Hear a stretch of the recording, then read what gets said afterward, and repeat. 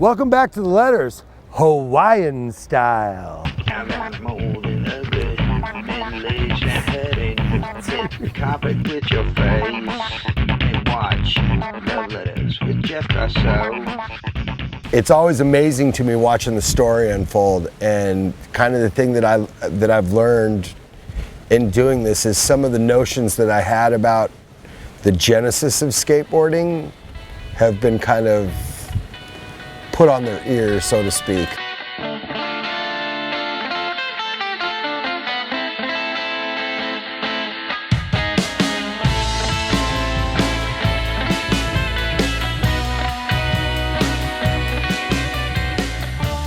Skateboarding's connection to Hawaii and the surf thing is way, way deeper than I think anybody really gives it credit for.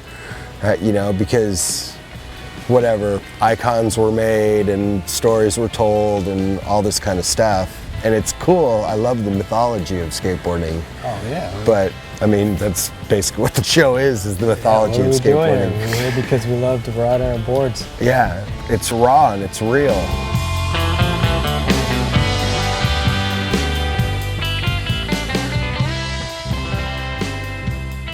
All right, here we go. Welcome back to the letters. I'm your host, Jeff Grosso, and we're here with the flying Hawaiian, DARREN HO. And this is, I don't know, Hawaii. Right? Hawaii? Do we have a name? You want to talk about Town and Country a little bit? Man, I was so lucky to hook up with them. I mean, at the time, Town and Country had the best, some of the best pro surfers. Like guys like Bertelman, they had that style, you know, he had that image, you know, the fro, the charisma. Yeah, I mean, you wanted to be him. Things what people wanted to do on skateboards, you know, he was doing it on a surfboard. We loved Larry so much that it was like, screw Superman, you know what I mean? It was like, there's Larry, you know? And I remember Larry Bertelman could do about 6 360s, and I was just like, I was telling everybody on the whole block, oh my God, this guy can do 6 360s. You know, I barely even knew who Larry Bertelman was. Eddie Cal didn't skate though. He was like, he was in the back drinking Primos. The homegrown legends that I was impressed by were guys like Roy Jamison. You know, DARREN HO came a little later. There was only one guy that was actually riding pro before me. His name was Roy Jamison, and he was like the island superstar. I mean, without a doubt. I mean, Town and Country started their team with him. Hawaiian Roy Jamison is king of the storm drain.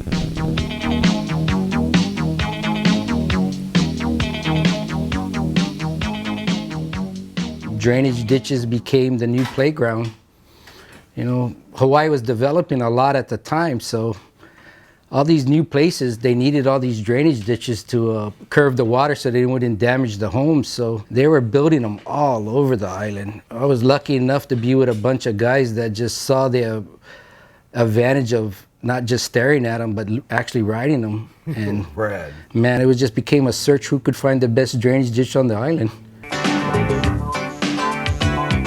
The infamous underground home of skateboarding in Hawaii, Wallows. And back then, Wallows was really smooth. It was before, you know, 50 rainstorms came and roughened up the bottom.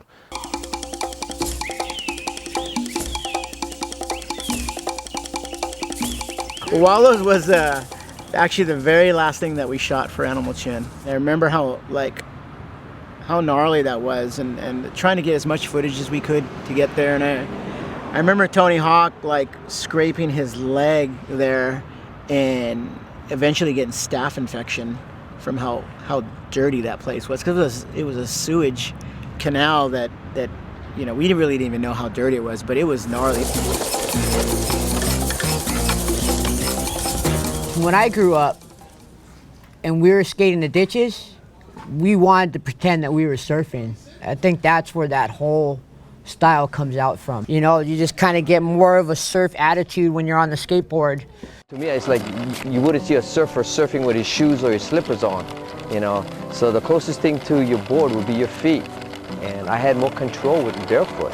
I put my slippers on my hands to use it for, if I do wipe out, they would protect my hand from getting all scraped up. That's Kevin Konishi blasting. There's Off the Walls. So that was my home spot. Stacy Gibo was huge. He was a big one. Whoa. Oh no.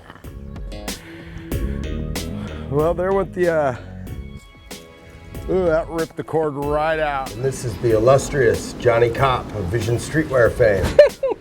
And we are here at Off the Walls, one of Johnny's early stomping grounds as a child. What was the skate scene like back then in the early days? Actually, it was probably like the Rebels. It was independent. Stand on that board and just go wherever you want. What was your early crew? It was pretty much by myself. I started off at Wallows. I got kind of picked on because I was like Oriental and most of the other guys were Hawaiian and Filipinos and stuff like that, and I was kind of scared of them. You just congregated in those ditches. You go to those ditches in their heyday and there would be 100 people in them. We didn't have any skate parks like California. So this is our skate park.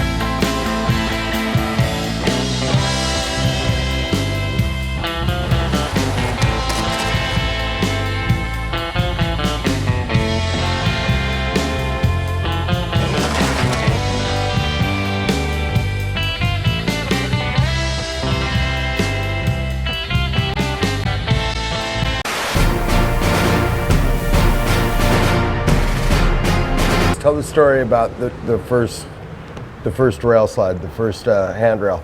I saw the Guns and Natis do it first.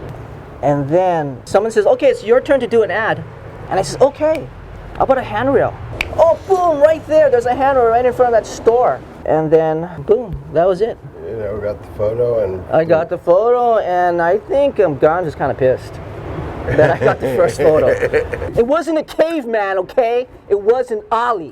That's badass. Oh, so I kind of set the record straight. We're out of beer.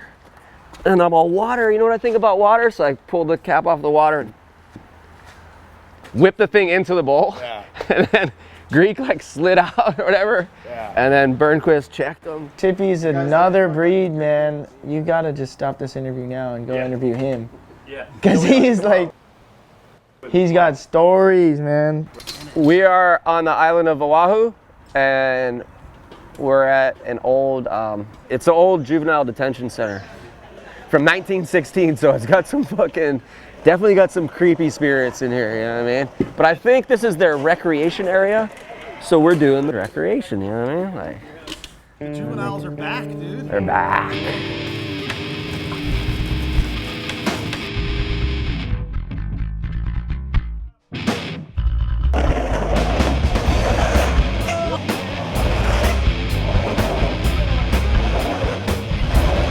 As far as like building, I remember, I swear, bro, I was like Sage and those guys, because I was always like in awe of how they did Burnside.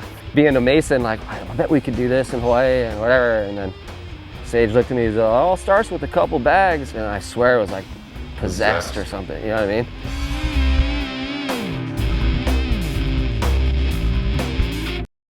Shred or die. Those little kids. Dude, I like the black, bro. The contrast. Yeah, it's pretty sick. Little Dallards. Way sicker than just my cement color.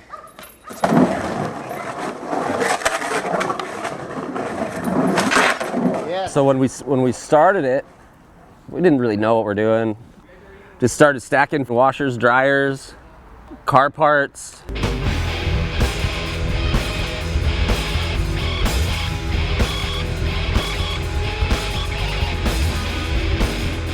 And there was three different bowls in the first phase, however you call it, for about 8 or 9 years. Then we got wind that the owner of the land found out, okay, you guys have X amount of time to get rid of it. But we didn't get rid of it. He had to do it on his own dollar.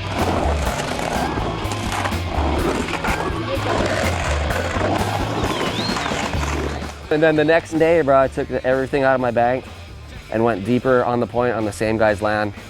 And and then next thing you know, bro, we got the shallow end done. I come back from work and there's stairs there one day. I'm like, the stairs. And that was the phase 4, I guess phase 4 of stage 2 or whatever. You know what I mean? Like, it's insane.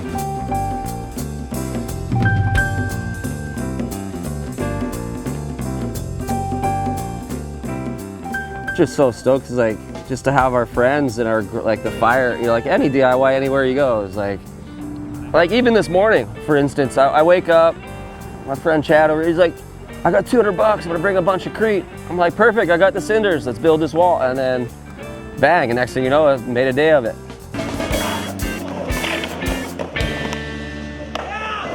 I almost think it's kind of like you're going into outer space and there's a planet Sheepside, or it's kind of like beyond words. Just show up and do what you can.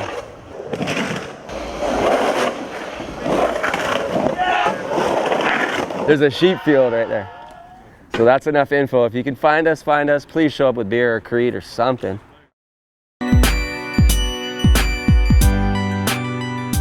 TNC, man, that logo was it, man. Like every dude in skateboarder had it on their shit. Town and Country was probably like the first really big fad in skateboarding. Like you had to have a TNC sticker. If you had a pair of TNC shorts, you were really cool. True that. Like it permeated all of skateboarding. It didn't matter like if you were in the Midwest, in Europe, everywhere, California, here on the islands. The skateboarding industry was pumping it. I mean, it was crazy. It took off. I mean, I think way more than did he ever imagined, you know. The sudden improvement of skateboard equipment in the 70s has made skateboarding boom again. It's a surfer's perfect answer to a waveless day. Here we see California junior champion Tony Alva casually taking fancy footwork a step beyond what we've seen before. Okay, so name Mark Ablo. I grew up in Hawaii in the 80s when skateboarding was the shit. That's why I'm an all around. For me, skating, it was surfing, and then it was skating and punk rock. See, this is the epitome of it all right here. Like, we'd go surf, we'd go skate. You know, you'd surf when it's hot. At the time, you know, we had all the local skaters doing their thing. Richie? Or something? Yeah, that was Wayne. And this is Duke, Doug Guthrie. Oh, that's Bo Cada. There's Kyle. The scene was so small, all of a sudden, you know, Christian came, and then Christian started coming all the time. Every, say, 3 months, we would come out to Hawaii and just terrorize the island.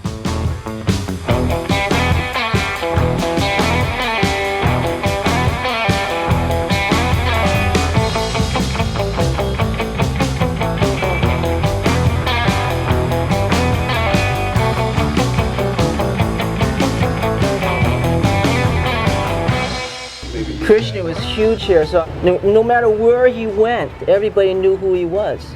Everybody wanted to be with him. And it was pretty cool. Yeah, it was pretty cool. You know? Some of the rad ads were at Grant FUKUDA's ramp. The one that, you know, comes to mind is the Jimmy Z ad. I'm doing a big method in spandex. That just gives you the vibe. We were a group that just wanted to, you know, get rad, be stylish, and tell the world, you want some of this. JOHNEE KOP was here, Bowie Cada was here, who I eventually sponsored. I was stoked to be able to, you know, give those guys that opportunity. In a secret location on the windward side of Oahu, Kurt, Billy, Grant, Mark, and Scott are all psyched up for a rad day of skateboard excitement. In their world where surfing used to be king, they found a way to catch a permanent wave and never get wet on their backyard version of Pipeline. What we ended up doing was just going to the junkyards, the lumber yards, just stealing wood, making our own plywood ramps, built it. Quarter pipe sucks, let's make a mini ramp. Make it 10 feet, let's make it 12 feet, that's all we did. This homemade half pipe is 10 feet high and about 30 feet wide. And these high-flying hot dogs can reach speeds around 25 miles an hour. Billy Deans is one of Hawaii's top riders. He's the kind of kid who always wants to do it bigger and better than last time. My parents were lucky enough, and like any other parent that let Rugrats cause ruckus in their backyard, they allowed it, and we built the Peace Ramp in the mid-'80s, and everybody flew her. Respects to Christian and Soy. Ivan would call me.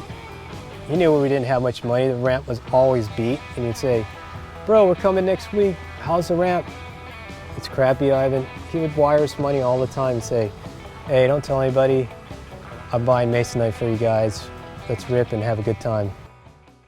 So way back when, this used to be a roller skate park back in the 70s or so, but it didn't take long for the skateboarders to realize this is a really fun place for them to be too. First stop on the tour was A'ala Park, a city and county park skating rink. I grew up in Maui. Maui scene was a lot smaller, but I moved here in '92 and went to UH and then instantly started skating at A'ala Park. It used to just be the banks, no oververt.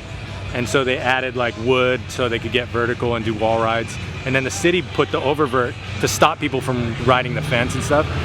And once they did that, it's like the street skating part of it took over. People were awling up onto the ledge, like the lip, grinding it.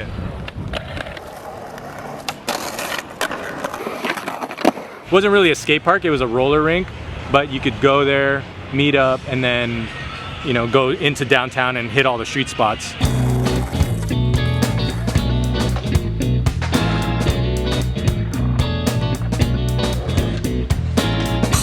If you ever get kicked out by the cops and you have nowhere else to go, you just head back to A'ala Park, and there's lights till 9. I started working in construction, and these contractors built me a box, and I'd put it in my truck, and every day after work, bring it to the park, and then that kind of got my wheels spinning, like, I'm tired of bringing it, can we just leave it there? So I approached the city and said, hey, can you throw like some bus benches or something to skate in there?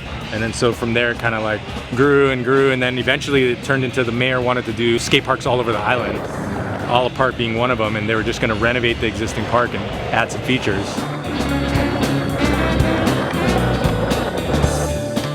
How did it get to skate shop time? Like, how did that? Before APB, there was Cobra's. Cobra's was right across the street from A'ala Park, and we used to go in there and harass him, and he was like an old Vietnam vet, didn't skate, but just super funny dude. Like, him and his wife would run it, and he'd try and charge you $1 just to look at a deck and stuff like that. So once he closed down, it was kind of like, oh, we could do the same thing, but do it so much better. It'd be so sick to have a shop right across the street. I started getting into video, and Rob Carlian and Renee Matheson, who skated A'ala Park, and they're both sponsored by New Deal. New Deal would send them a Hi8 camera, and they'd go film their parts in downtown, and then FedEx the camera back to New Deal.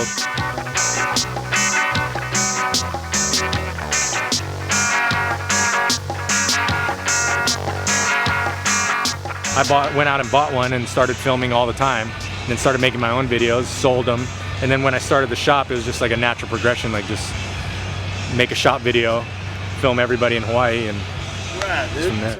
Hey, Dirty Carol, not my dad.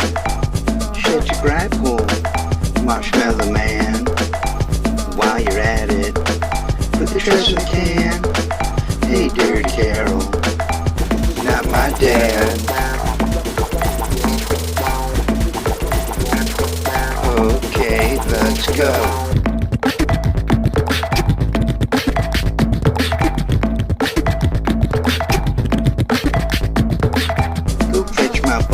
You cream-filled man, before I show ya the back of my hand, yeah.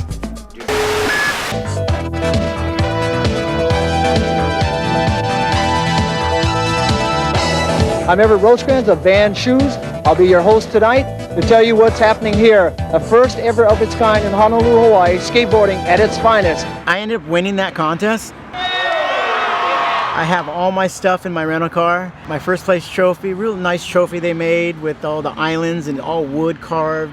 He's got the styling wooden carve outs. My check, my board, everything. And I go and jump in the ocean for about an hour. I come back and everything's gone. I go home with what I walked up to the beach with, a t-shirt and board shorts.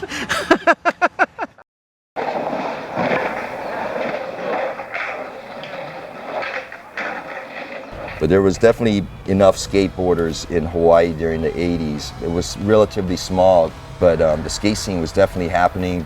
Pool scene was happening, which was insane to me. Yeah. That was Gary Owens, the Royal Hawaiian Pool Service dudes. When the pools came out, I was like, this is a natural progression for me. It's like, me and my friends were like, let's go ride the pool, fuck this ditch. It'll be here tomorrow. I moved to Hollywood for 6 months, and when I came back, there's this cool ramp, let's go check it out. And I go there, there's this kid with dreads, just bang, bang, just ripping it. I'm like, who the hell is that fucking kid? No, that's Cully.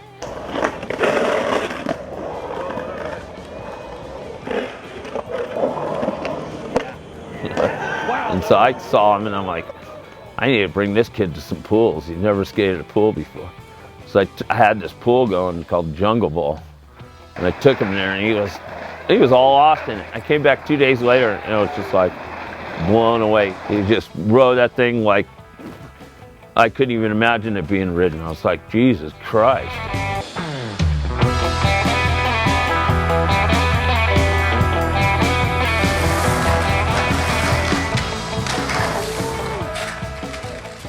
And so I just said, you're hanging with me, man. Whenever I get a pool going, you're there. And he, you know, he's Cully what he is now.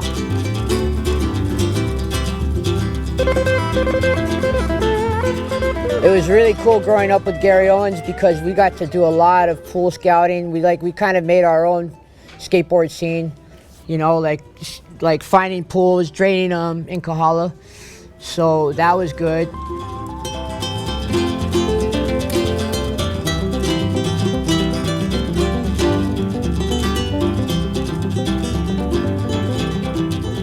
Late 80s, my partner in crime, Gary Owens, we started a thing called G&G Pool Service. 1989, they said, we're going to call you guys the Royal Hawaiian Pool Service.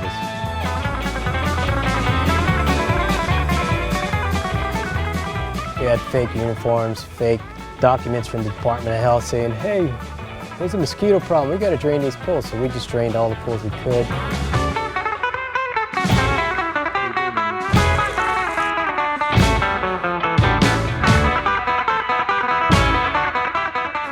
I mean, come on, who's going to build a pool when the ocean is 50 feet right there? Only frickin' rich people, right?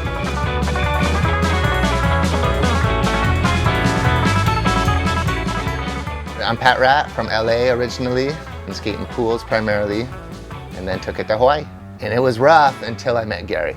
Gary changed everything, dude, and Brant. Yeah, and they hooked it up, and then after that, little by little, we started looking for them on our own and finding them, and met up with Mitchie. Blake came over. And just little by little, we formed a crew, and it was just on.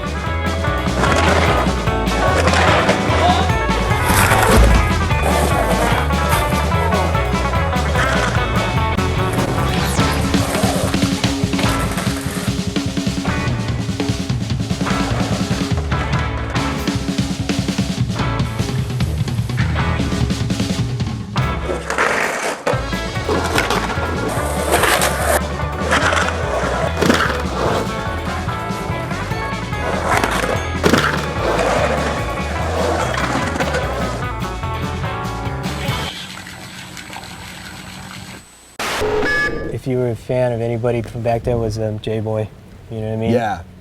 Hawaii claimed him. They literally claimed him. He's one of the only, back then, one of the white dudes could paddle out pipeline and just catch any wave he wanted, you know, and it was just, I mean, people loved him, people feared him, but he always had that big heart. You know? Yeah.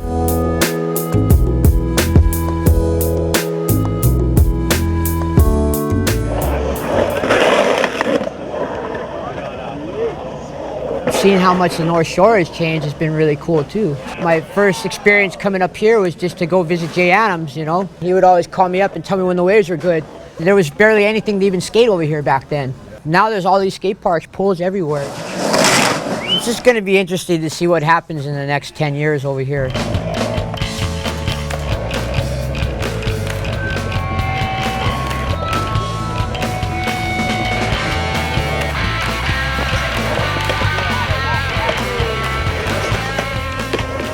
I mean, the North Shore versus town is, before there was a skate park here, there would never be anything to skate around here, so it's pretty much just surf vibes.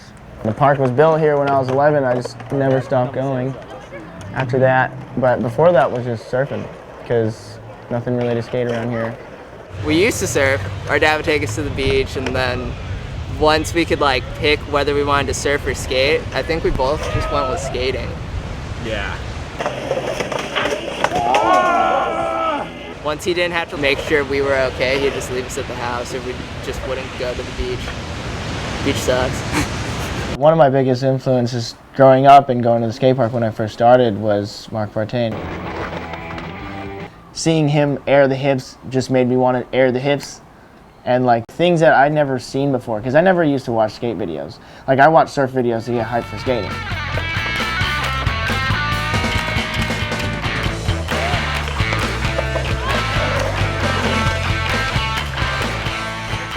We're at Skate Supply, my skate shop on the North Shore of Oahu, right outside Bonsai Skate Park. Yeah, open a skate shop, man.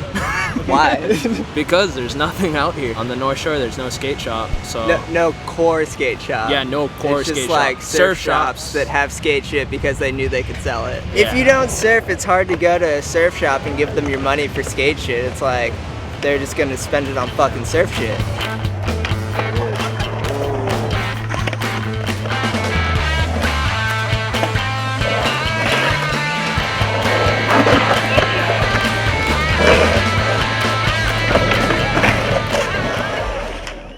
This was insane, man.